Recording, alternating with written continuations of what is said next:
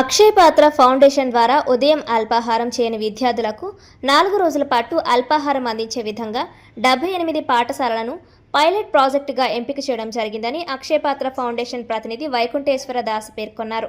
సోమవారం అక్షయ్ పాత్ర ఫౌండేషన్ ప్రతినిధులతో జాయింట్ కలెక్టర్ అపూర్వ భరత్ విద్యార్థులకు ఉదయం పూట అల్పాహారం కార్యక్రమాన్ని ప్రారంభించారు. ఈ సందర్భంగా ఆయన మాట్లాడుతూ కాకినాడ జిల్లాలో 78 పాఠశాలలను పైలట్ ప్రాజెక్టుగా ఎంపిక చేయడం జరిగిందని 15,000 మంది పిల్లలకు ఉదయం పూట అల్పాహారం అందించడం జరుగుతుందన్నారు.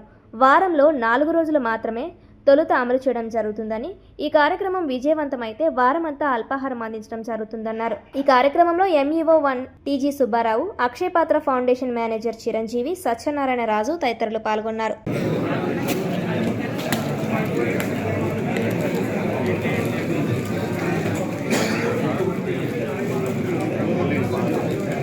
ఓకే, ఏదైతే ఏ స్టెప్ అయితే ఆ స్టెప్ వాళ్ళకి ఆన్సర్